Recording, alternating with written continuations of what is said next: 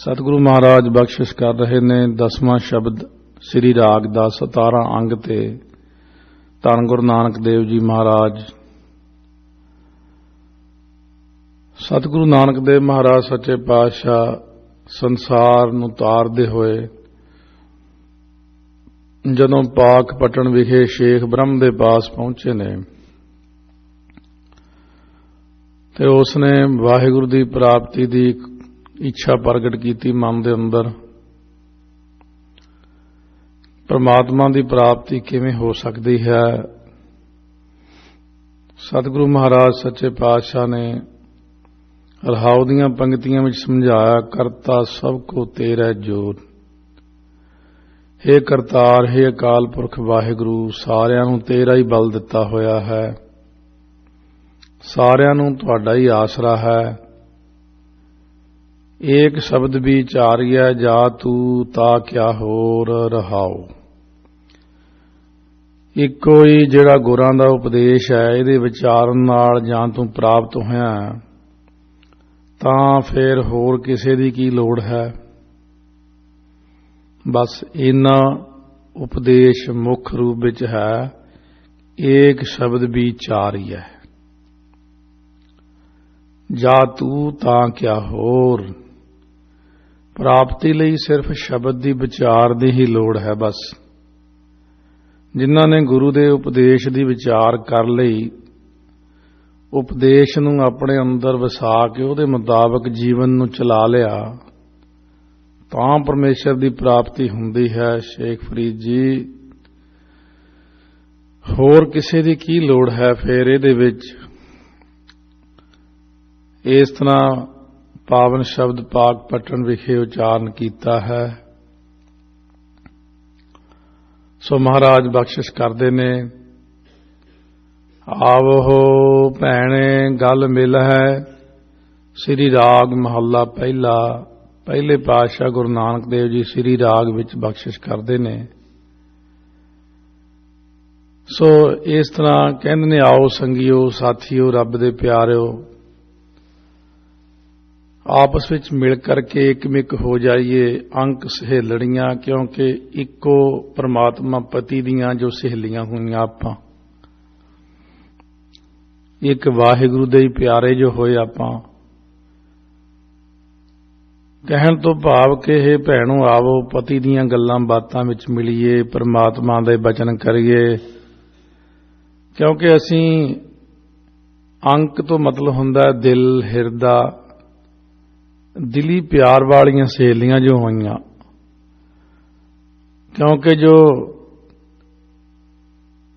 ये तुहाडे कहंदे हिरदे दा प्रयोजन है शेख ब्रह्म जी कि परमेश्वर की प्राप्ति किवें होवे, उही प्रयोजन मेरा है। इस करके आपां दोवें जणे मिल के परमेश्वर की प्राप्ति दे वचन करिए।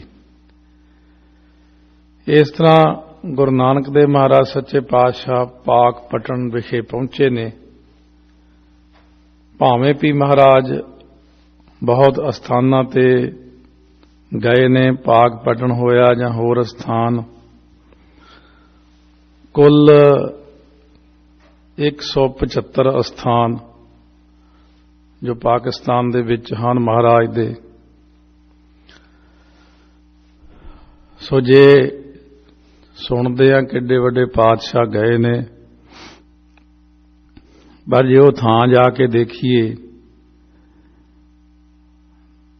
बहुत माड़ी हालत।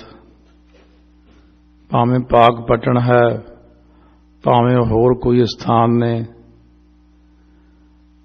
इन्नी बुरी हालत किसी दी कदे भी नहीं देखी स्थान दी।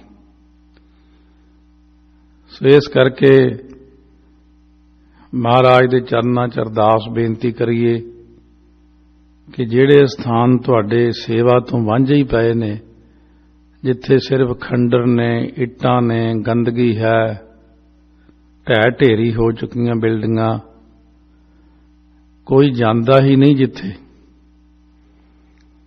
जमरावत दे किले तक अथवा रोहतास दे किले च जिथे माता साहब कौर जी का जन्म स्थान है, उत्थे भी सिर्फ इट्टां ही ने बस। ये ठीक है कि खालसा बहुत वड्डा है, पर जिथे दी गल हुण चल रही पाक पट्टण दी, इत्थे भी एक माड़ा जिहा थां बनिया होया। सो इस करके दिली अरदास करो सारी सिख संगत कि वो जिहड़े थां ने संगत तक कोशिश करांगे, जे मंजूरी मिली इस गल दी भी असीं उस किताब नूं तुहाडे सामने इंटरनेट दे राहीं पहुंचा सकते हाँ कि नहीं, ते नहीं ते फिर वो 175 गुरुद्वारियां दी जो बनाई है सारी फिल्म, भाव के जो वो एल्बम बनी हुई है, ਉਹਨੂੰ देखो जरा, फिर पता लगेगा कि असीं किड्डे क वड्डे ते साडी कौम कित्थे क खड़ी। ਜਿਹੜੀਆਂ ਵੱਡੀਆਂ ਵੱਡੀਆਂ ਡੀਂਗਾ मारन वाले ने उन्हां नूं पुछे भी आह की है कि गुरु साहब दे इन्ने वड्डे स्थान छत्तां डिग्गियां होईयां, इन्ना माड़ा हाल, इन्ना माड़ा हाल किसी दा भी नहीं हो सकता कदे जिन्ना साडे गुरुआं दे स्थानां दा है। इस करके क्यों बहुत गुरसिखां नूं तां पता ही नहीं कि साडे किन्ने स्थान ने। इस करके 175 स्थानां विचों केवल 15 स्थान ने जिन्हां दी हालत ठीक है। 160 स्थान बिल्कुल ढह ढेरी हो के मलबा बनिया है, मिट्टी और स्थान बड़े बड़े ने। पाक पट्टण तो याद आ गई सारी गल, क्योंकि पाक पट्टण दी भी नक्शा देखिया, उत्थे माड़ा जिहा कैवें थां जिहा बनिया। इत्थों तक राय बलार दी कबर भी देखी, इन्नी दुर्दशा, इन्ना वड्डा राय बलार, इन्ना महाराज दा प्यारा।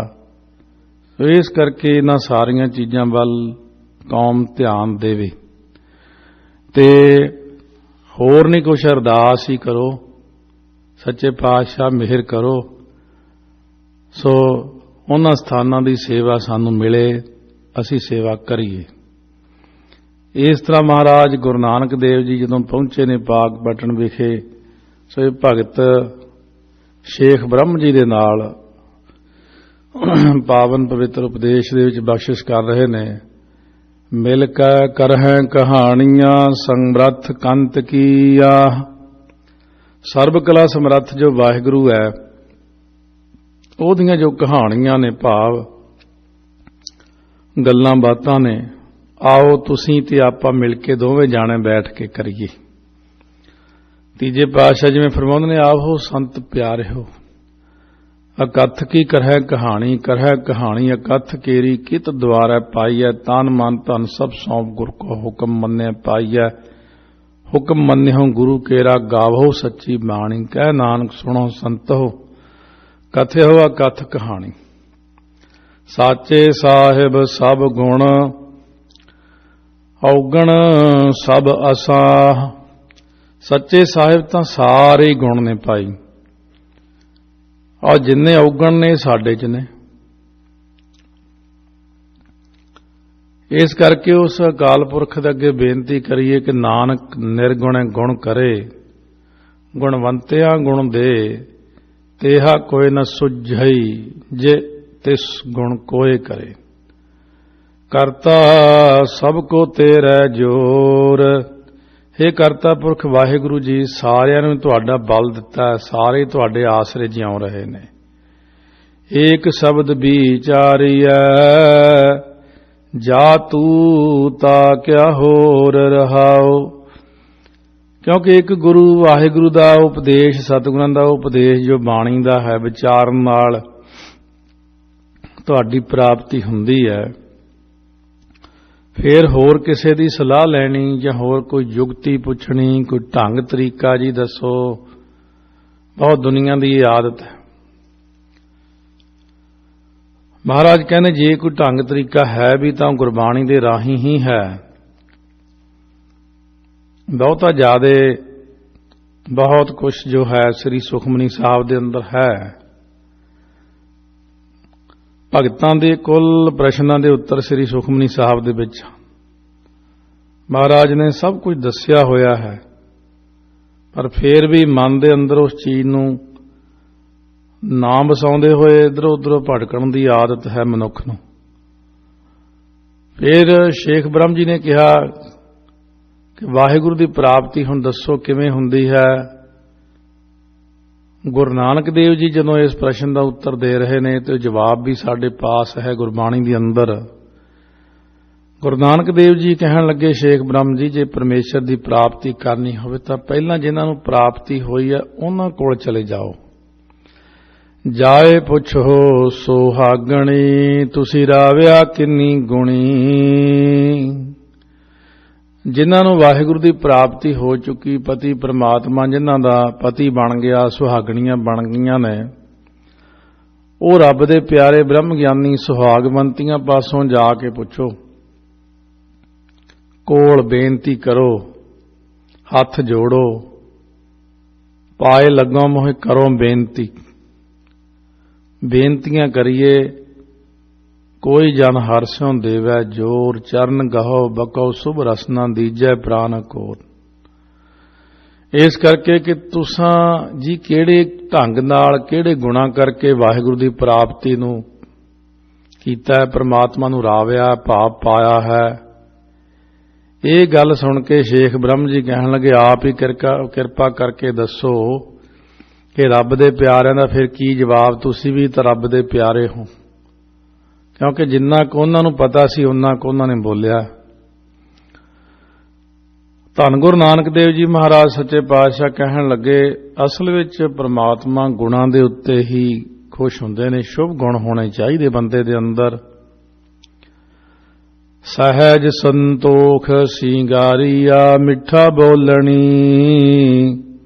ਫਿਰ ਰੀ ਸਾਲੂ ਤਾਂ ਮਿਲੈ, ਜਾਂ ਗੁਰ ਕਾ ਸ਼ਬਦ ਸੁਣੀ। ਮਹਾਰਾਜ ਕਹਿਣ ਲੱਗੇ, ਜਾਂ ਗੁਰਾਂ ਦਾ ਜਿਹੜਾ ਸ਼ਬਦ ਹੁੰਦਾ ਨਾ, ਉਪਦੇਸ਼ ਗੁਰਾਂ ਦਾ, ਇਹਨੂੰ ਪਹਿਲਾਂ ਬੈਠ ਕੇ ਆਰਾਮ ਨਾਲ ਸੁਣੇ। ਉਪਦੇਸ਼ ਨੂੰ ਸੁਣ ਕੇ ਬੰਦੇ ਦੇ ਅੰਦਰ ਸਹਿਜ ਅਵਸਥਾ ਆਉਂਦੀ ਹੈ, ਸ਼ਾਂਤੀ। ਸ਼ਾਂਤੀ ਅਤੇ ਸੰਤੋਖ ਜਿਹੜੇ ਨੇ, ਇਹ ਜਿਹੜੇ ਸ਼ੁਭ ਗੁਣਾਂ ਦੇ ਨਾਲ ਆਪਣੇ ਆਪ ਨੂੰ ਸ਼ਿੰਗਾਰ ਕੇ ਹਰ ਇੱਕ ਨੂੰ ਮਿੱਠਾ ਬਚਨ ਬੋਲਣਾ, ਇਹ ਸ਼ੁਭ ਗੁਣ ਜਦੋਂ ਮਨ ਦੇ ਅੰਦਰ ਆ ਗਏ, ਮਿਠਾਸ ਆ ਗਈ, ਸਹਿਜ ਆ ਗਿਆ, ਸ਼ਾਂਤੀ ਆ ਗਈ, ਟਿਕਾਓ ਬਣ ਗਿਆ, ਫੇਰ ਜਿਹੜਾ ਨਾ ਰੀਸਾਲੂ ਹੁੰਦਾ ਰਸਾਂ ਦਾ ਘਰ, ਸੁੰਦਰ ਵਾਹਿਗੁਰੂ ਪ੍ਰਮਾਤਮਾ ਫੇਰ ਪ੍ਰਾਪਤ ਹੁੰਦਾ ਆਪਾਂ ਨੂੰ। ਇਹ ਗੁਣ ਪਹਿਲਾਂ ਆਪਣੇ ਅੰਦਰ ਲਿਆਉਣੇ ਚਾਹੀਦੇ ਨੇ। ਇਸ ਕਰਕੇ ਇਹ ਜਿਹੜੇ ਸ਼ੁਭ ਗੁਣ ਨੇ, ਧਰਮ ਦੇ 10 ਚਿੰਨ੍ਹ ਨੇ, ਉਹਨਾਂ ਨੂੰ ਪਹਿਲਾਂ ਆਪਣੇ ਅੰਦਰ ਪ੍ਰਗਟ ਕਰਨਾ ਚਾਹੀਦਾ। ਖਿਮਾ ਕਰ ਦੇਣੀ, ਕਿਸੇ ਨੂੰ ਮਾਫ ਕਰ ਦੇਣਾ, ਇਹ ਗੁਣ ਹੋਣਾ ਚਾਹੀਦਾ। ਖਿਮਾ, ਕਿਉਂਕਿ ਵੱਡੇ ਵੱਡੇ ਗਲਤੀਆਂ ਕਰਦੇ ਪ੍ਰਮਾਤਮਾ ਰੋਜ਼ ਖਿਮਾ ਕਰਦੇ ਨੇ ਸਾਨੂੰ। ਸਤਿਗੁਰੂ ਜੀ ਸਾਨੂੰ ਰੋਜ਼ ਖਿਮਾ ਕਰਦੇ ਨੇ। ਕਹਿੰਦੇ ਇਸੇ ਤਰ੍ਹਾਂ ਸਾਡਾ ਸੁਭਾਅ ਵੀ ਹੋਣਾ ਚਾਹੀਦਾ ਕਿ ਜੇ ਕੋਈ ਗਲਤੀ ਕਰੇ ਸਾਡੇ ਤੋਂ ਛੋਟਾ, ਇਹ ਸੁਭਾਅ ਫਿਰ ਪੈਦਾ ਕਰੋ ਵੀ ਉਹਨੂੰ ਮਾਫ ਕਰ ਦਿਓ। ਬਸ ਇਸ ਤੋਂ ਵੱਡੀ ਹੋਰ ਕੋਈ ਗੱਲ ਨਹੀਂ ਹੈ। ਵੱਡੇ ਦੀ ਵਡੱਤਣ ਹੁੰਦੀ ਮਾਫ ਕਰ ਦੇਣਾ। ਇਸ ਤਰ੍ਹਾਂ ਮਹਾਰਾਜ ਸੱਚੇ ਪਾਤਸ਼ਾਹ ਕਹਿੰਦੇ ਨੇ, ਜੋ ਸੰਸਾਰ ਦੇ ਅੰਦਰ ਵੱਡੇ ਬੰਦੇ ਨੇ ਉਹ ਛੋਟਿਆਂ ਨੂੰ ਮਾਫ ਕਰਦੇ ਨੇ। ਮਹਾਰਾਜ ਦੇ ਬਾਰੇ ਬਚਨ ਵੀ ਐਸਾ ਆਇਆ ਹੈ ਕਿ ਜਦੋਂ ਕੋਈ ਛੋਟਾ ਬੰਦਾ ਗਲਤੀ ਕਰਦਾ, ਮਾਫ ਕਰਨ ਕਈ ਸਿਆਣੇ ਮਾਫ ਕਰ ਦਿੰਦੇ ਨੇ। ਪਰ ਇਸ ਤੋਂ ਵੀ ਉੱਤੇ ਹੋਰ ਵੀ ਹੈ ਕਿ ਬੁਰੇ ਨਾਲ ਫਿਰ ਨੇਕੀ ਕਰਨੀ, ਇਹ ਗੁਰੂ ਨਾਨਕ ਜਾਣੇ। ਇੱਕ ਤਾਂ ਹੁੰਦਾ ਚਲੋ ਬੁਰੇ ਨੂੰ ਮਾਫ ਕਰਤਾ, ਛੱਡ ਬਈ। ਇੱਕ ਹੁੰਦਾ ਬੁਰੇ ਦਾ ਭਲਾ ਕਰ, ਉਹ ਇਸ ਤੋਂ ਵੀ ਉੱਪਰ ਹੈ। ਇਸ ਕਰਕੇ ਸਤਿਗੁਰੂ ਮਹਾਰਾਜ ਸੱਚੇ ਪਾਤਸ਼ਾਹ ਕਹਿੰਦੇ ਨੇ ਕਿ ਅਕਾਲ ਪੁਰਖ ਨੂੰ ਮਿਲਣ ਲਈ ਪਹਿਲਾਂ ਮਿੱਠਾ ਸੁਭਾਅ, ਸੰਤੋਖ, ਸਹਿਜ, ਜਾਤ ਸਤ ਗਿਆਨ ਖਿਮਾ। ਪਹਿਲਾ ਸੀ ਖਿਮਾ ਅਹਿੰਸਾ, ਹਿੰਸਾ ਨਾ ਕਰਨੀ, ਜੀਵ ਹੱਤਿਆ ਨਾ ਕਰਨੀ, ਦਇਆ ਕਰਨੀ। ਖਿਮਾ ਹਿੰਸਾ ਦਇਆ ਮ੍ਰਿਦ, ਕੋਮਲ ਸੁਭਾਅ ਹੋਣਾ, ਸਤ ਬਚਨ ਕਹਿਣਾ, ਤਪ ਕਰਨਾ, ਦਾਨ ਕਰਨਾ। ਇਸ ਕਰਕੇ ਧਰਮ ਦੇ ਜਿਹੜੇ ਚਿੰਨ੍ਹ ਨੇ ਇਹਨਾਂ ਨੂੰ ਪਹਿਲਾਂ ਆਪਣੇ ਅੰਦਰ ਪ੍ਰਗਟ ਕਰੇ, ਉਹ ਜਿਹੇ ਸੁਭਾਵ ਨੂੰ ਬਣਾ ਲਵੇ। ਸੀਲ ਸੌਚ ਤ੍ਰਿਸ਼ਨਾ ਬਿਨਾ, ਧਰਮ ਲਿੰਗ 10 ਜਾਨ।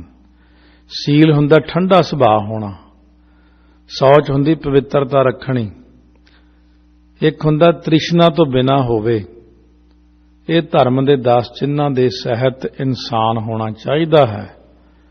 ਫਿਰ ਗੁਰੂ ਦਾ ਸ਼ਬਦ ਸੁਣੇ, ਬੈਠ ਕੇ ਆਰਾਮ ਦੇ ਨਾਲ ਉਪਦੇਸ਼ ਨੂੰ ਸੁਣੇ। ਉਪਦੇਸ਼ ਦੇ ਅਨੁਸਾਰ ਫਿਰ ਆਪਣੇ ਜੀਵਨ ਨੂੰ ਢਾਲਣਾ ਪੈਂਦਾ। ਉਪਦੇਸ਼ ਅਨੁਸਾਰ ਚੱਲਣਾ ਥੋੜਾ ਪਹਿਲਾਂ ਔਖਾ ਲੱਗਦਾ, ਪਰ ਮਹਾਰਾਜ ਕਹਿੰਦੇ ਜੇ ਗੁਰਾਂ ਦੇ ਉਪਦੇਸ਼ ਅਨੁਸਾਰ ਆਪਾਂ ਸਮਝੀਏ ਕਿ ਚੱਲਣਾ ਔਖਾ ਹੈ, ਆਹ ਕਿਵੇਂ ਹੋਵੇਗਾ, ਉਹ ਕਿਵੇਂ ਹੋਵੇਗਾ, ਪਰ ਪ੍ਰਾਪਤੀ ਵੀ ਤਾਂ ਬਹੁਤ ਜ਼ਿਆਦਾ ਵੱਡੀ। ਸ਼ੁਰੂ 'ਚ ਚੱਲਣਾ ਔਖਾ ਲੱਗਦਾ, ਪਰ ਬਾਅਦ ਵਿੱਚ ਆਪਣੇ ਆਪ ਹੀ ਜੀਵ ਰਿਲੈਕਸ ਹੋ ਕੇ ਚੱਲ ਪੈਂਦਾ ਉਹਦੇ ਵਿੱਚ। ਕੀਤੀਆਂ ਤੇਰੀਆਂ ਕੁਦਰਤੀ, ਕੇਵੜ ਤੇਰੀ ਦਾਤ।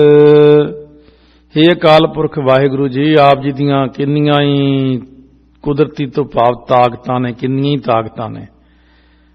ਤੇਰੀ ਕੁਦਰਤ ਦਾ ਅੰਤ ਨਹੀਂ ਹੈ, ਅਤੇ ਆਪ ਜੀ ਦੀ ਦਾਤ ਵੀ ਕਿੱਡੀ ਵੱਡੀ ਹੈ, ਮੂੰਹ ਵਿੱਚੋਂ ਕਹੀ ਨਹੀਂ ਜਾ ਸਕਦੀ ਤੁਹਾਡੀ ਦਾਤ। ਇਹ ਸਿਫਤ ਕਰੇ ਵਾਹਿਗੁਰੂ ਦੀ।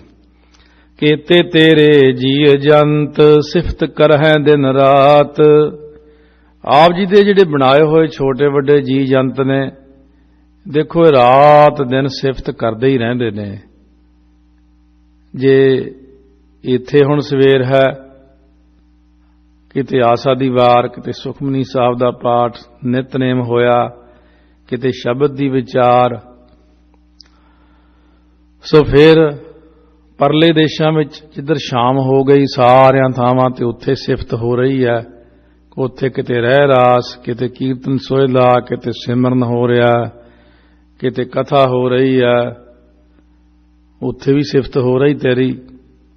ਰਾਤ ਦਿਨ ਤੁਹਾਡੀ ਸਿਫਤ ਹਰ ਜਗ੍ਹਾ ਦੇ ਉੱਤੇ। ਪਤਾਲ ਵਾਸੀ, ਆਕਾਸ਼ ਵਾਸੀ, ਸੋ ਦਰ ਕੇਹਾ ਸੋ ਕਰ ਕੇਹਾ, ਜਿਤ ਬੈ ਸਰਬ ਸੰਭਾਲੇ, ਵਾਜੇ ਨਾਦ ਅਨੇਕ ਅਸੰਖਾ, ਕੀਤੇ ਬਾਵਨ ਹਾਰੇ। ਸਾਰੇ ਹੀ ਤੇਰੇ ਵਾਜੇ ਵਜਾਉਂਦੇ ਨੇ। ਕਹਿੰਦੇ ਹੋਰ ਕੀਤੇ ਗਾਵਨ, ਸੇ ਮੈਂ ਚਿੱਤ ਨਾ ਆਵਨ। ਪਤਾ ਹੀ ਨਹੀਂ ਕਿੰਨੇ ਕੁ ਗਾਉਂਦੇ ਨੇ ਤੁਹਾਨੂੰ ਰਾਤ ਦਿਨ। ਕੀਤੇ ਤੇਰੇ ਰੂਪ ਰੰਗ, ਕੀਤੇ ਜਾਤ ਅਜਾਤ। ਆਪ ਜੀ ਦੇ ਬਣਾਏ ਹੋਏ ਕਿੰਨੇ ਹੀ ਤਾਂ ਰੂਪ ਨੇ ਦੁਨੀਆ ਦੇ ਅੰਦਰ, ਅਲੱਗ-ਅਲੱਗ ਰੂਪ ਨੇ, ਕਿਸੇ ਦਾ ਰੂਪ ਰਲਦਾ ਹੀ ਨਹੀਂ ਕਿਸੇ ਨਾਲ। ਰੰਗ ਵੀ ਕਿੰਨੇ ਹੀ ਨੇ, ਫਿਰ ਜਾਤਾਂ ਵੀ ਕਿੰਨੀਆਂ ਹੀ ਨੇ, ਖੱਤਰੀ ਬ੍ਰਾਹਮਣ ਸੂਦ ਵੈਸ ਆਦਿਕ। ਫਿਰ ਅਜਾਤ ਜਿਹੜੇ ਨੇ ਸ਼ੂਦਰ ਆਦਿਕ, ਨੀਵੀਆਂ ਜਾਤਾਂ ਵਾਲੇ ਵੀ ਕਿੰਨੇ ਹੀ ਨੇ। ਇਸ ਕਰਕੇ ਹੈ ਕਿ ਜਾਤ ਹੁੰਦਾ ਜਾਣਨੇ ਯੋਗ, ਜੋ ਗਿਆਤੇ ਬੰਦੇ ਨੇ, ਗਿਆਨਵਾਨ ਨੇ, ਉਹ ਵੀ ਬਹੁਤ ਨੇ, ਤੇ ਅਜਾਤ ਹੁੰਦੇ ਅਗਿਆਨੀ, ਉਹ ਵੀ ਬਹੁਤ ਨੇ। ਸੱਚ ਮਿਲੈ ਸੱਚ ਉਪਜੈ, ਸੱਚ ਮਹਿ ਸਾਚ ਸਮਾਏ। ਮਹਾਰਾਜ ਸੱਚੇ ਪਾਤਸ਼ਾਹ ਕਹਿਣ ਲੱਗੇ, ਸ਼ੇਖ ਬ੍ਰਹਮ ਜੀ ਧਿਆਨ ਦਿਓ, ਇਹ ਜਿਹੜੀ ਹੈ ਨਾ ਸੱਚੀ ਸਤਸੰਗਤ ਦੇ ਮਿਲਣ ਕਰਕੇ ਬੰਦੇ ਦੇ ਅੰਦਰ ਸੱਚੀ ਧਾਰਨਾ ਪੈਦਾ ਹੁੰਦੀ ਹੈ। ਇੱਕ ਨਿਸ਼ਾਨਾ ਬਣਦਾ ਮਨ 'ਚ। ਸੱਚ ਮਿਲੈ ਸੱਚ ਊਪਜੈ, ਊੜੇ ਨੂੰ ਦਲੈਂਕੜੇ ਨੇ, ਇਸ ਕਰਕੇ ਗਲਤੀ ਨਾਲ ਉਪਜੈ ਪਾਠ ਨਹੀਂ ਕਰਨਾ, ਊਪਜੈ। ਪਹਿਲਾਂ ਊੜੇ ਨੂੰ ਦਲੈਂਕੜੇ ਬੋਲਣੇ ਸਿੱਖੀਏ ਮੁਹਾਰਨੀ 'ਚ, ਫਿਰ ਆਪਾਂ ਪਾਠ ਸ਼ੁੱਧ ਕਰ ਸਕਦੇ ਹਾਂ। ਸੱਚ ਮਹਿ ਸਾਚ ਸਮਾਏ। ਜਦੋਂ ਮਨ ਦੇ ਅੰਦਰ ਧਾਰਨਾ ਸੱਚੀ ਬਣ ਜਾਂਦੀ ਹੈ, ਗੁਰਾਂ ਦੇ ਉਪਦੇਸ਼ ਨੂੰ ਸੁਣ ਕੇ, ਸਤਸੰਗਤ ਵਿੱਚ ਬੈਠ ਕੇ, ਫਿਰ ਦਿਲ ਦੇ ਵਿੱਚ ਸੱਚਾ ਨਾਮ ਸਿਮਰਨ ਹੋਣ ਕਰਕੇ ਸਾਚ ਸਮਾਏ, ਸੱਚੇ ਸਰੂਪ ਦੇ ਵਿੱਚ ਜੀਵ ਸਮਾ ਜਾਂਦਾ।